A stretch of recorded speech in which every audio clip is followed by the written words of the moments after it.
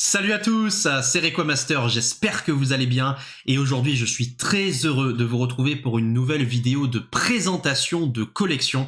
Et aujourd'hui on s'attaque à du très lourd puisque je vous présente la série X Tempête de Sable, une série mythique et qui est considérée par certains comme la plus rare du bloc X, voire du TCG en général. À titre personnel, je considère que certaines séries Néo édition 1 sont plus rares que Tempête de Sable en français, hein, notamment Néo Révélation et Néo Discovery en édition 1. Malgré tout, c'est vrai que Tempête de Sable, c'est très difficile à trouver. Un petit stock est réapparu en 2016, me semble-t-il. Malgré tout, on ne compte que entre 20 et 25 boosters grand maximum en circulation, ce qui fait de cette série effectivement une série très difficile à trouver. Un véritable mythe a été construit au fur et à mesure que les années ont passé autour de cette série. C'est vrai qu'en 2013, 2014, 2015, eh bien ceux qui étaient déjà dans le hobby faisaient tout un flanc de Tempête de Sable, justement de par son indisponibilité. Alors c'est pas du tout le cas en US par exemple, hein. Tempête de Sable c'est assez courant, c'est une des séries les plus communes entre guillemets du bloc X anglais. Mais en français, c'est vrai qu'il y a ce mythe qui a été créé au fil des ans, justement à cause de l'indisponibilité du scellé. Alors les cartes, elles sont très difficiles à trouver, mais ça reste quand même quelque chose de relativement accessible comparé aux boosters qui, eux, effectivement, sont particulièrement difficiles à trouver. Donc aujourd'hui je vous présente ces cartes là, une fois n'est pas coutume, la plupart sont déjà partis à la gradation, je vous le rappelle, le principe de ces petites vidéos présentation de collection c'est de vous montrer des cartes de classeurs que j'ai sorties moi-même de booster mais qui ne sont pas encore gradées, qui sont pour le moment sous sleeve dans mes classeurs, dans mes binders. Je trouve que c'est intéressant de faire aussi un format de vidéo où on ne voit pas de gradés, puisque sur ma chaîne il y a déjà la réception de mes plus belles cartes gradées PSA et voilà, enfin il y a des vidéos de présentation et de réception déjà sur ma chaîne de cartes PSA, donc il y a suffisamment de gradés comme ça et c'est bien de temps en temps de changer aussi un petit peu et de vous présenter des cartes nues, des cartes qui n'ont pas encore été gradées. Donc sur Tempête de Sable, j'ai à peu près 5 ou 6 holos que j'ai déjà envoyés à la gradation, avec certaines pépites, très belles surprises, comme mon Voltali holo de Tempête de Sable qui est revenu PSA 10. Les ex de cette série sont toutes revenues PSA 9, je crois, de Tempête de Sable. Donc voilà, si vous voulez retrouver ces cartes-là, n'hésitez pas à eh bien, visionner mes vidéos de réception PSA sur ma chaîne, vous trouverez normalement tout ce qu'il vous faut. Donc aujourd'hui, je vais vous présenter comme convenu les cartes sous classeur, à commencer par les holos et les holos reverse. Donc je vous propose qu'on commence tout de suite, il y a 100 cartes dans la série Tempête de Sable, donc on attaque directement avec le Armaldo, donc là c'est la Holo Reverse, donc la première du set, Armaldo Reverse, illustration de Mitsuhiro Arita. J'aime énormément cette carte. Alors là, ce qui est fou, c'est que effectivement on est en plein désert et heureusement d'ailleurs, parce que la série s'appelle Tempête de Sable, mais vous verrez que y a des Pokémon qui sont pas du tout dans des environnements désertiques malgré l'appellation de la série.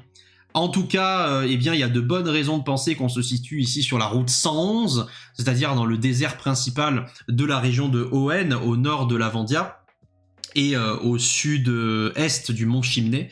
Donc le fameux désert où il y a tout le temps une tempête de sable, et Armaldo ici qui est donc un des fossiles de la 3e génération. On a Anorith et Lilia qui évoluent en Armaldo et Vasilis, et d'ailleurs dans la version Emerald, eh bien vous pouvez dégoter les deux fossiles, voilà.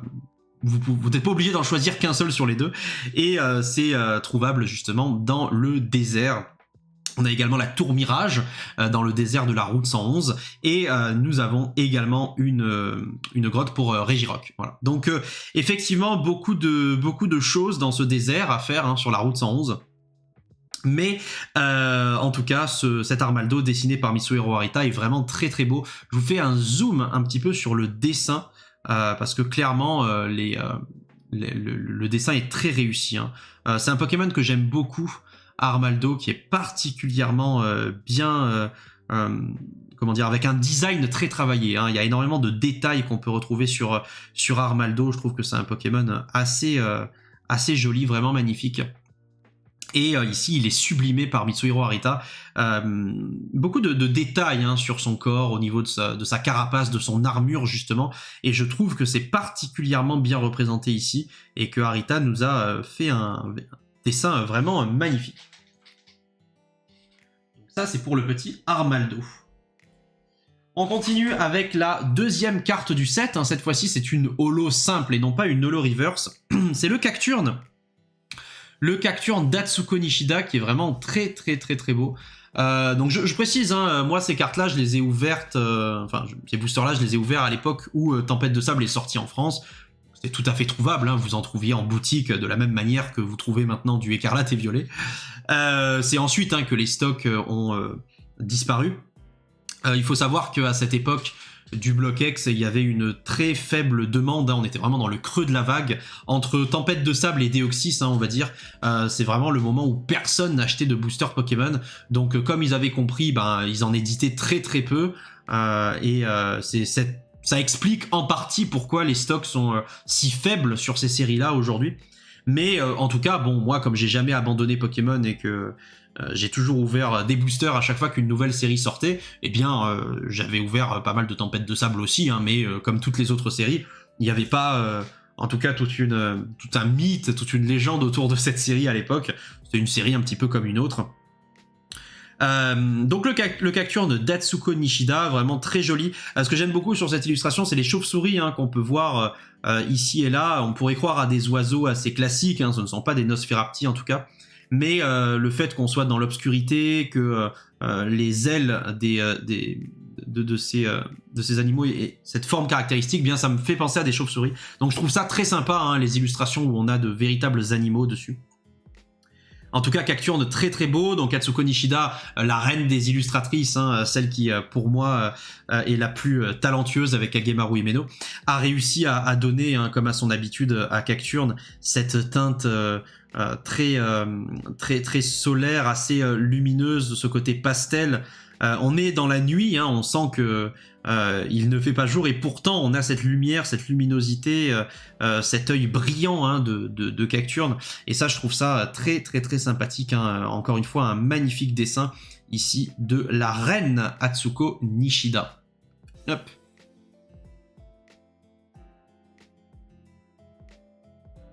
Hop là. Ensuite, on continue avec la troisième holo de la série. C'est Vassilis, le Vassilis de Midori Harada. Donc, on a vu juste avant le Armaldo. Et là, cette fois-ci, c'est Vassilis. Donc, très sympathique. Hein. Petit logo de la série, d'ailleurs, Tempête de Sable, hein, si ça vous intéresse.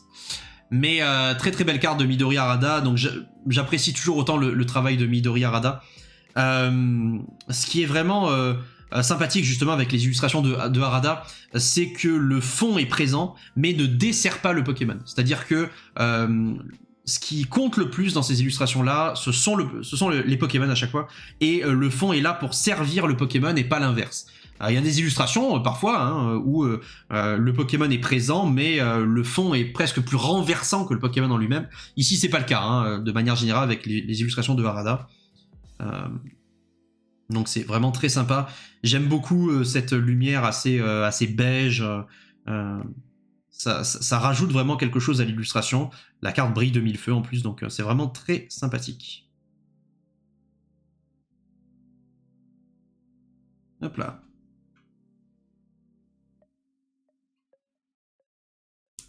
Allez, on continue avec la quatrième du set. Il s'agit de Terraclope, illustration à nouveau de Midori Harada. Beaucoup d'illustrations d'Harada hein, dans Tempête de Sable. C'est assez marrant à noter. En tout cas, Terraclope, très joli. Hein, Terraclope, magnifique, vraiment réussi ici. Belle brillance. On a une swirl, ou une demi-swirl, hein, comme vous voulez ici, sous l'une des mains de Terraclope. Pokémon qui m'a toujours fasciné, hein, un Pokémon de type spectre.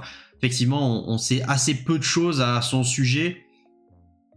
Et je trouve cette illustration très sinistre. Et c'est ce qu'il faut hein, sur les dessins de Terraclope. Il faut que ce soit sinistre. On ne sait pas trop se murer derrière ce que c'est. Est-ce que on n'est pas loin d'un cimetière. Est-ce que c'est une ville abandonnée? On ne sait pas trop à quoi correspond cette structure, mais en tout cas, c'est vraiment très beau. Cette lumière aussi presque absente et à la fois qu'on arrive à deviner quand même dans ce fond céleste. Je trouve ça vraiment joli, vraiment réussi. Et puis le Pokémon en lui-même, très très très réussi et presque transparent. Hein. Vous voyez, Terraclope, comme c'est un Pokémon de type spectre, on pense pouvoir voir à travers hein, de temps en temps. Eh bien, je trouve que ici c'est vraiment le cas.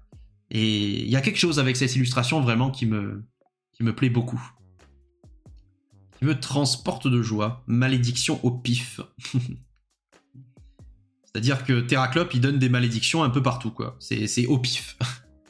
Il les donne à tout le monde, quoi. Hop, donc voilà, ça c'est pour la 4e. Donc la 5e et la 6e sont en cours de gradation, hein, c'est pour ça que je ne vous les montre pas, ou sont déjà gradés. On passe directement donc à Ludicolo, petit Ludicolo de Comiya. Donc là on reconnaît bien, je trouve, le style de Comiya justement sur le Nenupio et sur le Lombré. Hein. Ce côté très, très cubique, assez écrasé, avec des expressions toujours caractéristiques hein, sur les Pokémon, même ce Lombré ici. Et donc voilà, petit Ludicolo de Comiya, ça fait toujours plaisir hein, de voir des illustrations de Comiya, c'est toujours marrant. Avec le sable derrière, hein, faut pas oublier qu'on reste dans la série Tempête de Sable. Donc pour le moment, Armaldo, on avait vraiment le désert derrière. Vassilis aussi, hein, on avait le désert, Cacturne un petit peu moins. Terraclope, moins également, on avait simplement le muret, accès au muret. Et là, à nouveau, avec Ludicolo, on a ce désert derrière qui nous hante. Donc très sympa. Très très sympa. Allez, on continue avec le Misdibule de Mitsuhiro Arita. Donc vraiment très très sympa ce Misdibule, hein, à nouveau une sorte de petite swirl ici. Alors sur cette illustration, et ça a toujours été le cas, hein, c'est assez marrant à noter, il n'y a quasiment pas d'effet holographique en bas du cadre. Et sur tous les Misdibules que j'ai pu voir, à peu de choses près, c'était toujours la même chose. On a une belle brillance ici sur toute la partie supérieure du cadre, hein, vous voyez ça brille bien, il y a l'effet holographique. Et ici à cet endroit-là, il n'y a pas de brillance, ou très très peu. Et c'est pas un misprint, hein, c'est vraiment quelque chose qui se retrouve sur tous les Misdibules quasiment. Donc voilà, très joli Misdibule de Mitsuhiro Arita. Très très sympa, très bien dessiné, à nouveau, hein, on sent qu'on est sur le sable, donc il n'y a rien de nouveau, rien de nouveau. Très joli swirl ici, ceci dit. Voilà. Vraiment, vraiment sympa. Alors, qui dit Misdibule, bien évidemment, dit Ténéfix. Et dans cette série Tempête de Sable, on a un magnifique Ténéfix en holographique. Et lui, il est vraiment très beau. Hein. Je pense que c'est l'une de mes holos préférées ouais, de Tempête de Sable. Le Voltali, le Pyroli, enfin les évolutions sont vraiment très très belles dans Tempête de Sable. Mais ce Ténéfix, j'avoue qu'il est vraiment exceptionnel. Hein. Il est assez incroyable. C'est une illustration d'Hajime Kusajima. Les illustrations de Kusajima, vous connaissez la rengaine, on a accès à énormément de violet, hein, de couleur violette hein, dans le fond de l'illustration. Donc ici, vous pouvez voir le fond de la grotte est nimbé de violet, pareil sur le côté ici.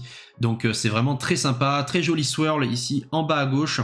Donc Ténéfix est un Pokémon qui se nourrit de cristaux, de gemmes, donc c'est pour ça que vous avez accès à des cristaux, justement ici. Il vit dans les grottes, hein, Ténéfix, et il se nourrit exclusivement de cristaux et de gemmes. Donc je trouve que son lore est très bien représenté, le Pokémon est très bien dessiné, hein, Kusajima l'a très très bien dessiné. Donc voilà, moi je suis fan personnellement, n'hésitez pas à me dire, vous, de votre côté, ce que vous en pensez, et quels sont vos zolos préférés de la série. Ensuite, on continue avec le Tengalis d'Atsuko Nishida, qui est également en reverse ici, comme le Armaldo qu'on avait vu au début, et le Ludicolo aussi. Donc voilà, très joli Tengalis d'Atsuko Nishida, très bien dessiné, donc encore une fois, ce côté très pastel, très gracieux du Pokémon. Hein. C'est vraiment, Nishida, c'est l'illustratrice de la grâce. Hein. Dès que vous avez un Pokémon qu'elle doit dessiner comme ça, eh bien, La plupart du temps, en tout cas, vous avez comme Altaria qu'on avait vu sur la série X-Dragon, les ailes duveteuses et gracieuses d'Altaria qui sont très aériennes, très bien représentées avec Nishida. Et là, c'est pareil ici, hein, avec la sorte de crinière, de touffe de poils de Tangalis qui est ondule comme ça dans le vent. Et je trouve ça vraiment sympathique. Hein, Tangalis, Pokémon inspiré du Tengu, hein, légende japonaise bien sûr. Mais c'est très très très sympa. Donc franchement, magnifique illustration d'Atsuko Nishida, ici disponible donc en Holo Reverse. On continue avec le non moins joli Solarok, qui est vraiment très très très beau, d'Hajime Kusajima. Donc ça, c'est une illustration solaire, hein, c'est le cas de le dire, elle brille de mille feux. Justement sur les dessins comme ça, très lumineux, avec beaucoup de couleurs, l'effet holographique ressort d'autant plus, et la brillance vous aveugle presque. Et c'est le cas ici, hein, avec ce Solarok, avec ces couleurs rouge, orange, jaune, et bien qui font référence directement au soleil. Donc c'est très très très beau, hein. La carte est sublime de Kusajima, et j'adore. J'adore Solarok, j'adore Celerock. Donc ici, de la même manière que vous ne verrez pas Voltali ou Pyroli holographique, vous ne verrez pas non plus Celerock, hein. Toutes ces cartes-là sont déjà en cours de gradation. Le Voltali est déjà revenu PSA 10, mais voilà. Donc en tout cas, Solarok, très très très jolie illustration, Pokémon que j'aime beaucoup. Donc ça fait plaisir de le voir ici dans Tempête de Sable. Et dernière holo que je voulais vous présenter avant que l'on passe au rare de la série Tempête de Sable, donc c'est le Mangriffe. Très joli Mangriffe de Kagemaru Himeno avec très très belle swirl également derrière là au-dessus de son visage. Pokémon que j'adore, hein, l'ennemi juré de ces vipères, hein, bien entendu, Mangriffe. Illustration de Kagemaru Himeno. Alors ça change un petit peu parce que Himeno, j'ai souvent l'habitude d'en parler dans mes vidéos et je vous explique que la plupart du temps on a une couverture nuageuse. Ici c'est le cas, hein, on a des nuages. Par contre, contrairement à d'habitude, ici on n'a pas de flair, de reflets, de rayons du soleil qui transpercent les nuages et qui tombent sur le Pokémon. C'est une habitude chez Himeno. Ici, beaucoup moins. On a bien un petit peu quelques reflets, hein, ici, on les distingue. Mais on n'a pas de soleil, on n'a pas cette luminosité habituelle, hein, des illustrations de Himeno. Donc c'est bien, ça change un petit peu de style. Ça fait plaisir de voir ce renouvellement un petit peu. En tout cas, très très très jolie illustration. Vraiment bien dessiné ce Mangriffe. C'est vraiment très très cool. Hop. Allez, on passe au rare, à commencer par ce très très très joli Arcanin. Donc Arcanin de Kusajima. Beaucoup d'illustrations de Kusajima, hein, on le disait tout à l'heure, dans cette série Ex-Tempête de Sable. Donc là, on a un décor qui fait très art japonais, justement. On dirait presque une fresque qu'on pourrait retrouver devant un temple, vous voyez, avec un chien gardien, justement, ou un truc comme ça. Ça fait très mythe et légende orientale, même aussi, notamment avec les arbres qui ressemblent un peu à des bonsaïs. Très sympa, puis ce style de nuage également. Donc voilà, vraiment très très très belle illustration, n'hésitez pas à me dire ce que vous en pensez. Mais ça fait plaisir de voir aussi Arcanin représenté comme ça, parce que il faut pas oublier qu'à une époque, Arcanin était considéré comme un Pokémon légendaire, et donc de le voir représenté en mode fresque comme ça, je trouve que ça rajoute un petit peu ce côté mystique au Pokémon. C'est vraiment très sympa. Allez, on passe directement à la 17e. La 16e en reverse est en cours de gradation. Donc on passe à Aquaquack de Kusajima. Encore une fois n'est pas coutume. Donc très très sympa, hein, cet Aquaquack. Beaucoup de reflets, beaucoup de détails sur ce dessin. Hein, on peut voir le reflet justement sur le corps du Pokémon, ce jeu de clair-obscur justement. Pas mal de détails au niveau du fond, de l'illustration, des couleurs, quoi. Hein. C'est un véritable mélange de couleurs. C'est très très beau. Hein. Franchement, c'est hyper beau. Magnifique. Très très belle carte.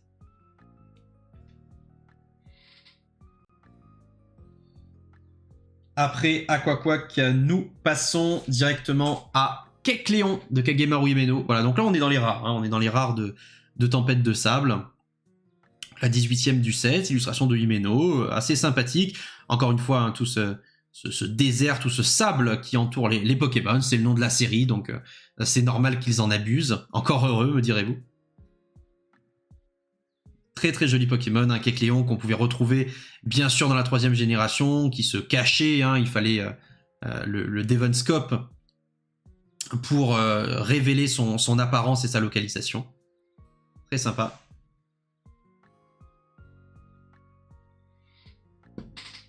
Ensuite, carte magnifique là que je voulais vous montrer, le Harmonistar de Kuki Saito, qui est vraiment très très joli pour le coup. Le nombre de détails sur cette illustration est renversant, c'est phénoménal. Déjà, le Pokémon en lui-même est particulièrement bien dessiné avec ses tentacules qui sortent de l'eau. Mais justement, cette végétation tout autour, cette diversité de couleurs, je trouve ça assez incroyable. C'est une rare assez peu connue, on la voit très peu souvent, j'ai l'impression, et pourtant elle est magnifique. Franchement, très très jolie Harmonistar.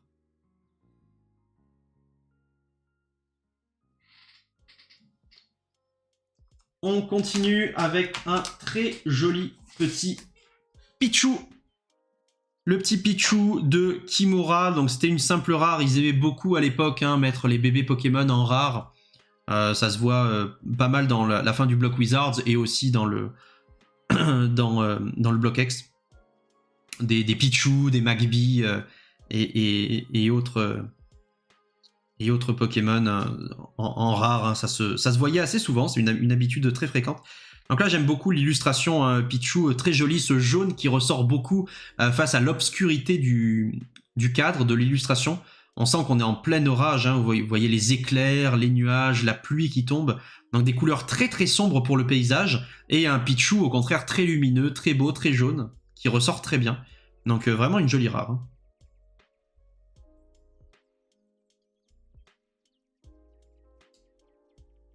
Ensuite, on continue sur notre lancée avec un magnifique Sablero de Kuki Saito. Idem, ça c'est un style qu'on retrouvait beaucoup dans le bloc X.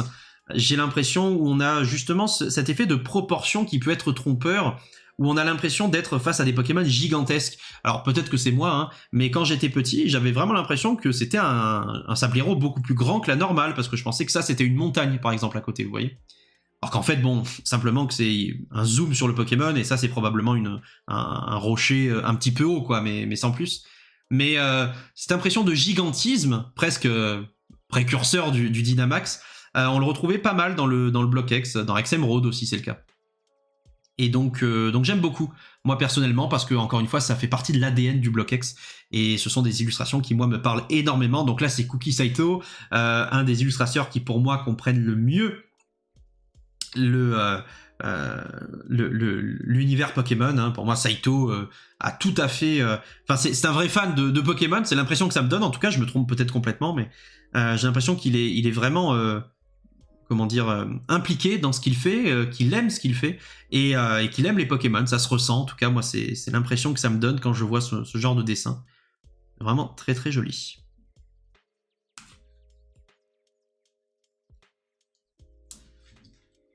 Ensuite on continue avec un petit Tengalis. On a vu Ludicolo tout à l'heure en Holo Reverse, donc là on a la version simple rare de Tengalis, illustration de Ken Sugemori, mais très sympa. Très très sympa, franchement, rien à dire. Donc c'est le dessin originel, il n'y a pas de secret.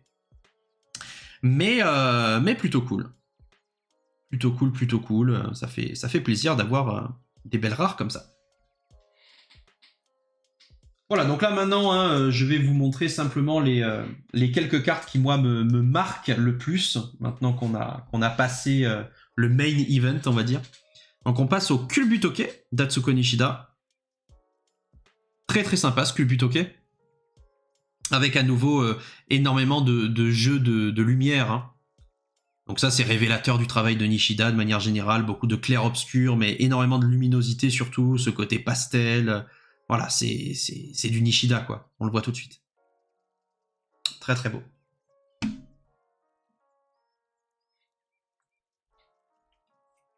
Ensuite nous avons Arbok, le Arbok de Midori Harada. Très sympa également cette carte, la 29e du set.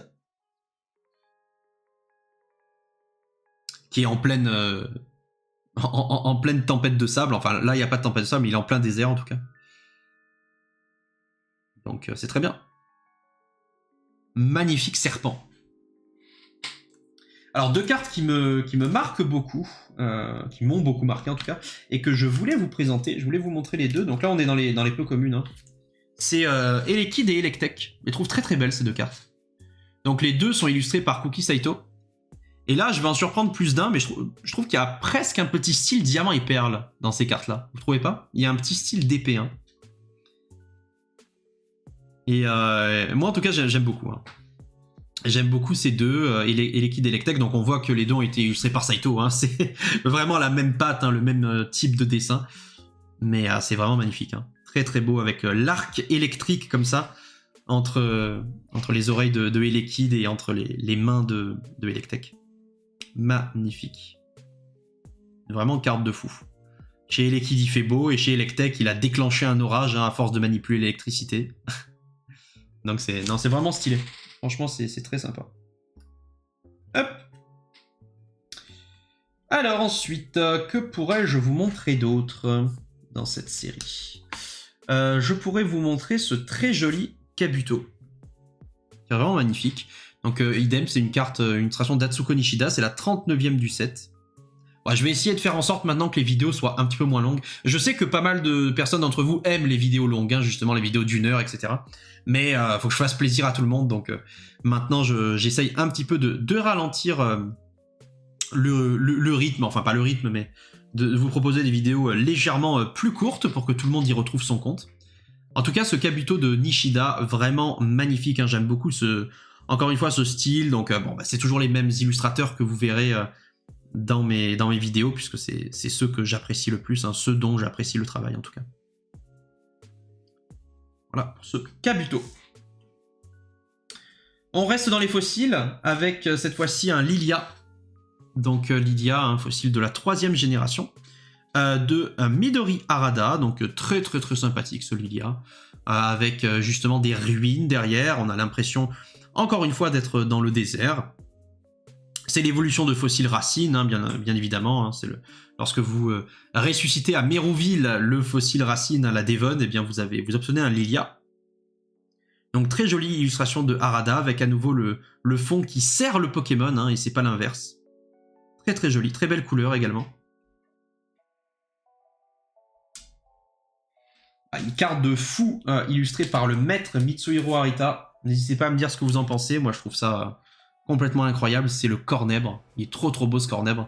C'est peut-être un des plus beaux Cornèbres du TCG. Je sais pas ce que vous en pensez, mais je le trouve magnifique. Tellement bien dessiné dans cette posture comme ça de dos. Avec un bec absolument sublime. Les serres derrière comme ça qui transparaissent. Et puis ces couleurs sublimes. Arita qui est tellement habitué du clair-obscur, avec l'ombre comme ça dans les montagnes, et derrière on peut voir la luminosité et bien tout au fond, justement le soleil qui est en train de se coucher ou qui vient de se lever, hein, on ne sait pas si on est à l'aube ou au crépuscule, mais je trouve ça magnifique avec les couleurs dans les nuages aussi, ce rouge, ce noir, c'est magnifique. Et les plumes de Cornèbre également qui volent un petit peu partout, comme là il vient probablement de s'envoler à grande vitesse parce que quelqu'un a dû le faire fuir ou a dû lui faire peur, alors il a perdu quelques plumes en s'envolant. Donc c'est une vraie scène de vie quoi, et je trouve ça trop trop beau. Magnifique Cornèbre.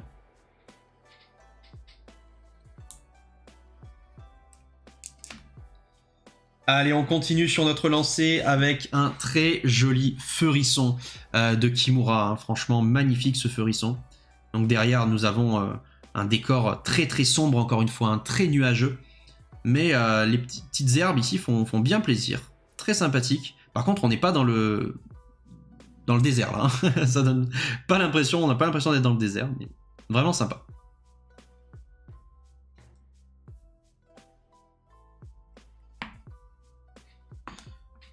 On continue avec un très joli Xatu de Midori Harada. Donc Xatu, hein, c'est le Pokémon dans Donjon Mystère, l'oracle, hein, celui qui arrive à prévoir les événements futurs. Donc très très sympa ce Xatu. Vraiment magnifique. Illustration de Midori Harada. Et là justement on a l'impression d'être dans Donjon Mystère, hein, avec le Xatu en haut de la montagne comme ça qui fait ses prédictions. Très très sympa. Les couleurs sont magnifiques. Hein. Franchement, les couleurs sont trop trop belles. En parlant de couleurs très très belles, eh bien là, je voulais vous présenter ce petit Galekid hein, qui est vraiment magnifique. 56e du set d'Atsuko Nishida.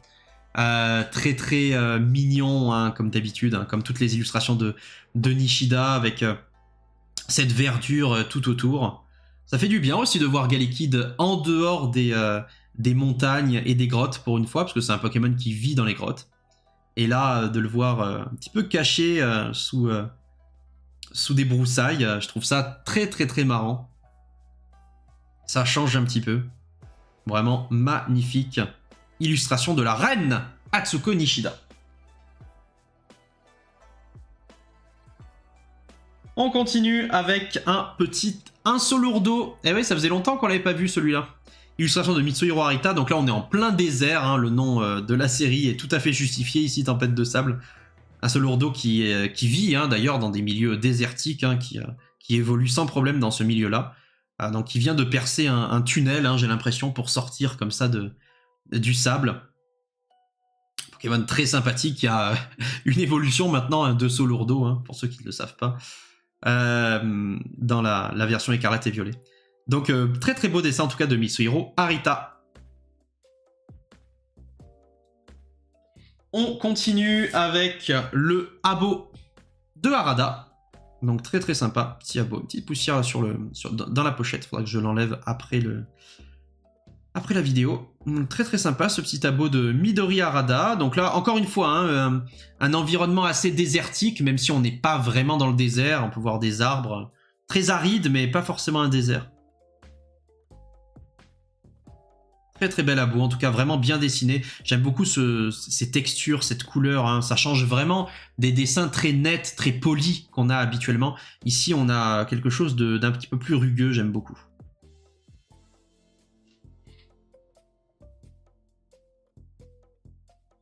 Ensuite on a une commune complètement incroyable, magnifique, hein, le Caninos de Kusajima. Caninos domestique ici, hein, on se doute qu'il appartient à un dresseur ou à une dresseuse, qu'il n'est pas sauvage. Il est ici allongé sur la table, juste à côté d'un service à thé. Et je trouve ça vraiment très très cool de voir Pokémon comme ça dans leur environnement quotidien finalement, à partir du moment où ils ont été domestiqués. Et avec la forme de la porte, le fait que c'est une série où on est dans le désert, tempête de sable, etc. Quand j'étais petit, je m'étais toujours figuré qu'on était sur Tatooine, dans Star Wars, hein, pour ceux qui connaissent, avec justement ce côté très... les portes un petit peu troglodytes gravées dans les bâtiments. Et donc voilà, c'est très très beau, la carte est magnifique, le Pokémon est super bien dessiné pardon, donc c'est une illustration que j'apprécie beaucoup. Très beau Caninos. Allez, on poursuit sur notre lancée avec un Nenupio. Alors vraiment très beau ce Nenupio, et c'est Komiya, figurez-vous, qui l'illustre. Et moi je l'aurais pas forcément trouvé. Je trouve que son style se reconnaît moins sur cette carte-là. Il est très beau, hein, ce Nenupio, mais j'ai pas l'impression de reconnaître vraiment le style de Komiya. Alors, on reconnaît certains éléments hein, qui nous font penser à Komiya, mais c'est vrai qu'on pourrait s'y tromper, en tout cas. Très joli Nenupio. Avec derrière, bien entendu, le désert. Hein. Sinon, on serait pas dans Tempête de sable. Allez, petite reverse, le Natu de Kuki Saito. Donc là, encore une fois, ça décrit une véritable histoire, hein, puisque on a les petits cornèbres qui volent juste derrière. Les petits cornèbres, qu'est-ce que je raconte? Les Xatu qui volent derrière.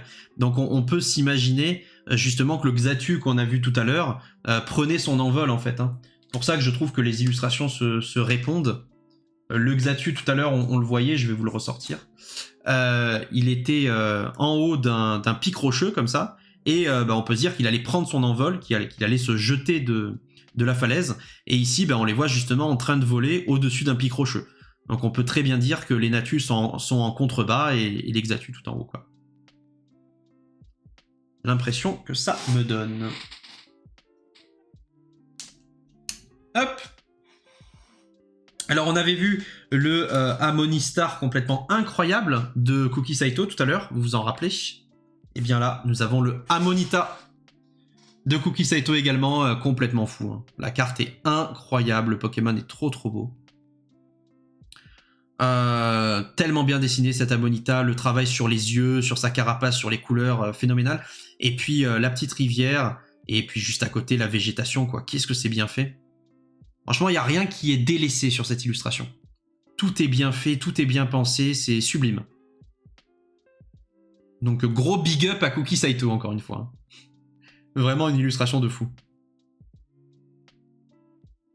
Et évolution de mystérieux fossiles. Alors vous le savez, Harmonita, c'est un Pokémon qui est ressuscité du Nautile, hein, mais mystérieux fossile prend en compte justement, dans une même plaque, tous les fossiles de Pokémon, donc il n'y a pas de différenciation entre le Nautile, le fossile Dôme, le fossile Griffe, etc. Hop. Alors, bah, le fameux Pikachu. Et oui, il le fallait ce Pikachu. De Mitsuhiro Arita, bien sûr. Donc très sympa, hein. Le Pikachu désertique, hein. Habituellement, on le voit plus dans les forêts ou dans les plaines, Pikachu. Et bien là, il est dans le désert, on est dans Tempête de Sable, faut pas l'oublier. Donc très sympa, plutôt mignon, moi je trouve ce Pikachu. Très mignon.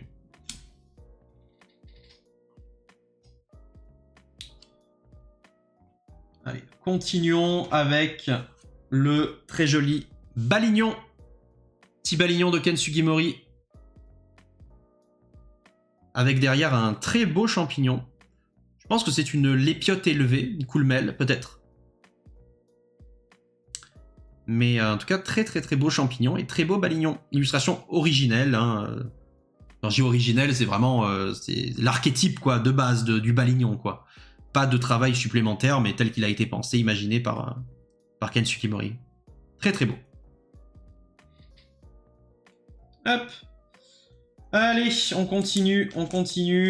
Donc là, encore une fois, hein, je fais l'impasse sur toutes les cartes que j'aime un petit peu moins pour me concentrer que sur celles qui me plaisent le plus. Petit Paris-Cool donc de Ken Sugimori. Très sympa. Avec deux petites roses là devant. Très cool, ce Paris-Cool assez nonchalant. Mine de rien, vraiment sympathique. Ensuite, nous avons... Qu'avons-nous Nous avons le Craquenois. Le Craquenois de Mitsuhiro Arita. Alors ça, c'est probablement le plus beau Craquenois du TCG. Hein. Je sais pas ce que vous en pensez, mais ce Craquenois qui regarde le ciel étoilé, c'est peut-être un des plus beaux Craquenois. Enfin, c'est un des plus beaux Craquenois du TCG, mais c'est peut-être le plus beau. Tellement bien dessiné, les couleurs magnifiques. On est en pleine nuit et pourtant, on a cette luminosité là sur Craquenois qui est magnifique. On peut voir tous ces détails, toutes les couleurs, c'est trop beau. Les petites étoiles, le décor à côté, c'est magnifique, quoi.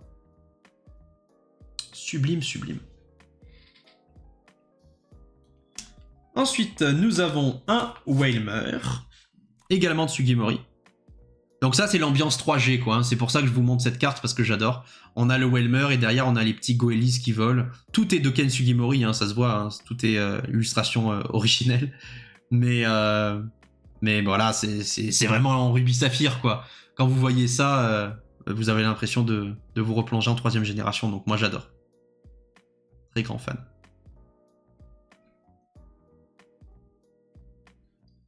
On continue avec le dernier Pokémon que j'ai à vous présenter dans cette vidéo, c'est Zigzaton.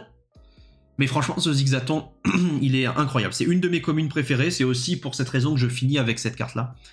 Illustration de Mitsuhiro Arita, c'est trop beau. Hein. Franchement, je sais pas ce que vous en pensez, mais c'est complètement incroyable. Hein. Qu'est-ce qu'il est bien dessiné. La végétation autour, les petites baies, puis le Zigzaton en lui-même, quoi. Toutes les spécificités du Pokémon. Qu'est-ce que c'est bien foutu, le mouvement également. C'est trop bien dessiné. Hein. Donc là, quand Arita fait un travail de fou, il faut le reconnaître. Et là, il a fait un travail de fou, Arita, donc bravo à lui. C'est en plus avec le sable, juste ici. Enfin, on se représente la scène, en fait. Hein. On a l'impression d'y être, on a l'impression d'être dans ce décor, et c'est vraiment plaisant. C'est assez dépaysant, en fait. Et quand je vois ça, je pars en voyage. Quand je vois des illustrations comme ça, véritablement, je pars en voyage. Donc, J'aime beaucoup. Très très joli zigzaton. Ben voilà, écoutez, pour terminer tranquillement cette vidéo, est-ce qu'il y a des trainers intéressantes? Les trainers de tempête de sable sont pas incroyables. Je peux vous présenter quand même Annette qui surfe sur le net. Plutôt sympa cette petite Annette. Plutôt cool. Je peux vous montrer également le fossile griffe. Ah, c'est sympa, illustration de Ryo Ueda.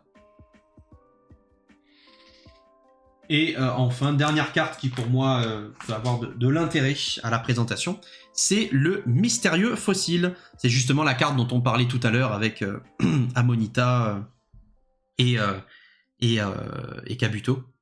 Enfin, entre autres. Hein. Parce que là, vous avez le Nautile, justement, qui est le fossile d'Amonita, et puis tous les autres fossiles griffes, etc. Donc c'est plutôt sympa, on a tous les fossiles de l'époque. Voilà, bah écoutez, je range ça tranquillement. J'espère que cette vidéo vous a plu. J'ai essayé de faire au plus court, mais finalement ça a quand même duré 40 minutes, donc je suis désolé.